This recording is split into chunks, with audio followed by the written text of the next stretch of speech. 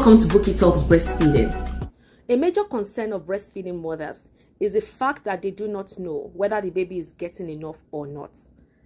Our breasts do not come with measures, so there's no how a breastfeeding mother can quantify how much milk has come out of her breast from one nursing experience. And likewise, we could not measure the baby's belly to check how much the baby has gotten in at any time. But there's a nice way to check how much your baby is getting in, and that is checking how much your baby is giving you in the form of outputs. It is simply called my law of input and output. What you give the baby in the form of breastfeeding, the baby gives back to you in the form of poop and pee diapers.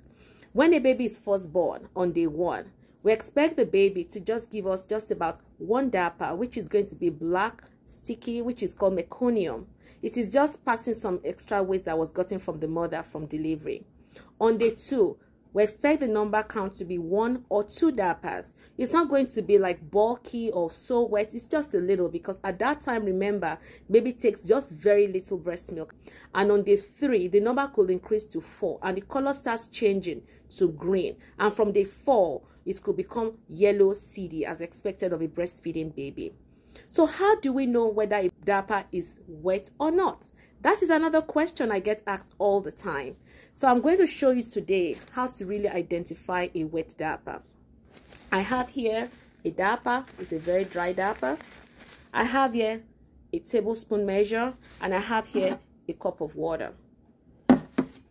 A wet diaper is made up of about 2 to 3 tablespoons of water. So once you can do it in your house, it's good for you to know that this is what my baby's wet diaper will look like. So when your baby has that very heavy diaper, you can imagine how many times the baby has peed before you change him or her.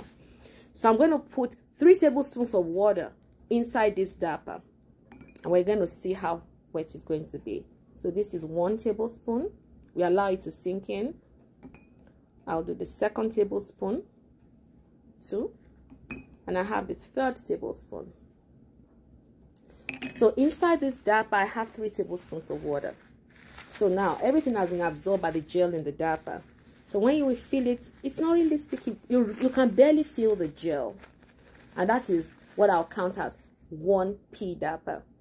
So when your baby starts to get enough breast milk and you're able to produce enough for your baby, we expect an upward of 6 wet diapers daily. That's how to measure if your baby is taking enough. For most babies I've seen, same with me when I was having my babies, we rarely have to change diapers that look like this. We do change our diapers when they look like this, and I'll show you.